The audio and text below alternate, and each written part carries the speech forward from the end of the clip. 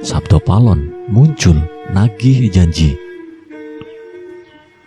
Tahun 2023, Indonesia harus waspada. Pasalnya, ramalan Jayabaya mengungkap bahwa tahun 2023 adalah tahun datangnya Sabdo Palon nagih janji. Sabdo Palon nagih janji ini diyakini sebagai tanda akan terjadinya kekacauan atau bencana alam yang akan terjadi di berbagai daerah. Wong Jawa wis ilang jawane adalah ungkapan Jayabaya yang menyebut tanda-tanda Sabdo Palon datang memomong masyarakat Jawa yang sudah kehilangan spiritualitasnya. Berdasarkan ramalan Jayabaya mengungkapkan bahwa masyarakat Jawa menunggu datangnya masa Sabdo Palon nagih janji. Kemudian kekacauan merajalela di mana-mana. Tercatat dalam ramalan Jayabaya dalam serat Sabdo Palon Pupuh 4, bersumpah akan muncul kembali sebagai pamomong tanah Jawa setelah 500 tahun runtuhnya kerajaan Majapahit. Apabila dihitung 500 tahun dari kerajaan Majapahit runtuh pada tahun 1478, maka ramalan datangnya masa Sabdo Palon nagih janji jatuh pada tahun 2020 hingga 2023. Pertanda meletusnya Gunung Merapi yang dijelaskan dalam Pupuh 5 dalam serat Sabdo Palon yang berbunyi, Kulo Namel Pratondo, Pratondo Tembayang Mami Hardi, Merapi yang jebluk mililahar, Lindu ping pitu sedino, kaline banjir bandang. Artinya, saya akan membuat pertanda sebuah janji teguh saya. Apabila Merapi sudah meletus mengeluarkan lahar dan terjadi gempa bumi 7 kali dalam sehari, serta banjir bandang akan datang. Dalam serat Sabdo Palon Pupuh 13 disebutkan akan ada ombak munggah daratan yang artinya merujuk pada sebuah bencana tsunami. Berdasarkan Pupuh 11, dalam serat Sabdo Palon disebutkan pagebluk ingkang pinangkung, leloro ngombro-ngombro, enjang sugeng sonten praloyo. Artinya akan datang wabah mengerikan merajalela di mana-mana. Paginya orang-orang masih hidup, sorenya banyak yang mati.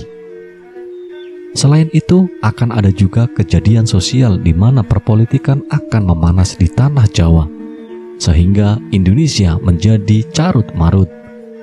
Hal tersebut lantaran adanya egosentrisme dan eksploitasi yang semakin parah.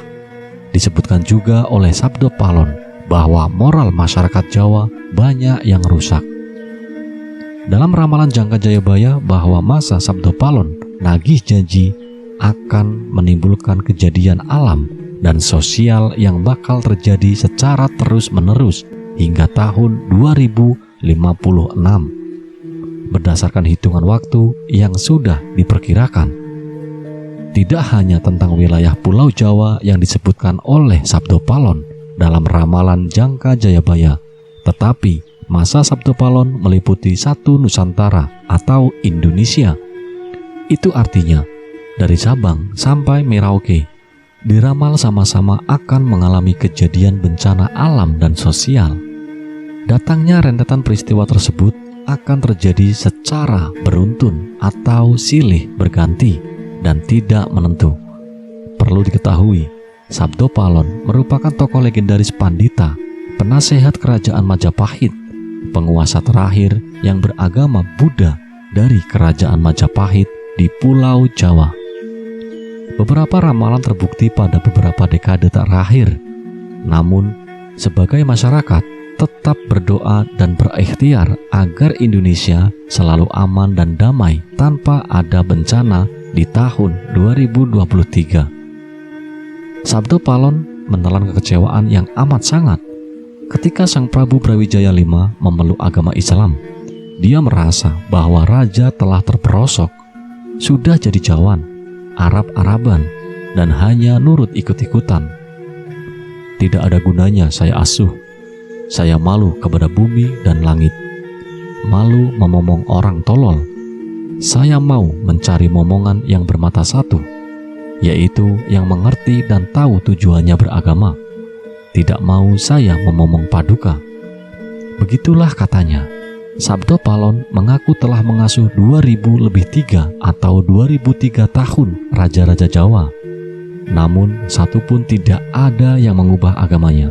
Semua raja-raja asuhannya tetap memegang teguh agama yang menjunjung tinggi budi pekerti, kecuali Sang Prabu Brawijaya V yang meninggalkan agama leluhurnya. Dibalut kekecewaan, Sabdo Palon berkata bahwa dirinya akan memisahkan diri dengan Sang Prabu. Dia tidak akan pergi melainkan moksa. Dia akan menjadi Semar yang artinya meliputi sekalian wujud, tidak tampak secara kasat mata. Di dalam Serat Darmo Gandul disebutkan bahwa Semar dipercaya merupakan utusan gaib Gusti Kang Murbeng Dumadi atau Tuhan yang Maha Kuasa untuk melaksanakan tugas agar manusia selalu menyembah dan bertakwa kepada Tuhan, selalu bersyukur dan eling serta berjalan pada jalan kebaikan. Pulau Jawa dikenal angker pada zaman dahulu, hingga Syekh Syubakir yang diutus menyebarkan agama Islam harus menghadapi tantangan hingga membuat perjanjian Sabdo Palon dengan roh halus penguasa wilayah, yakni Ki Semar Badranaya.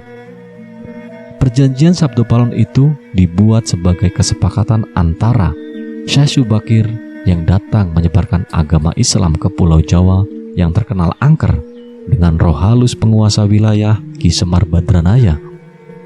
Diceritakan pada masa dahulu, Pulau Jawa terkenal angker yang dikuasai roh halus Ki Semar Badranaya.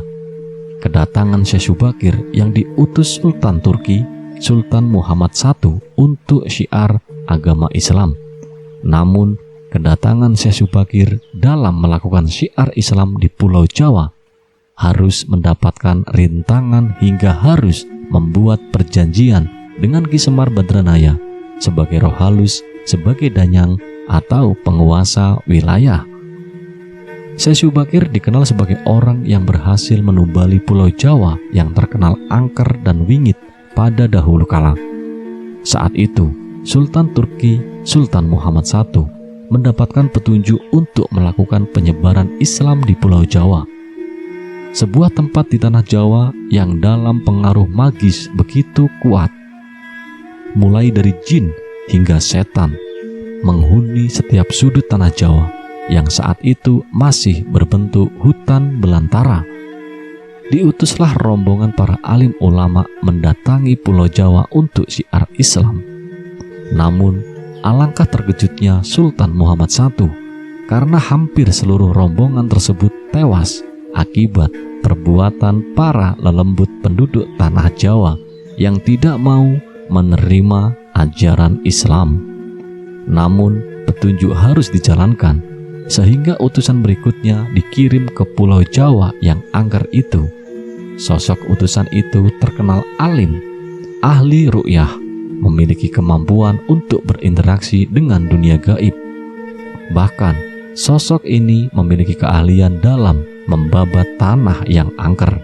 Dialah Syekh Syubakir yang memiliki nama asli Syekh Tambuh Ali bin Syekh Bakir.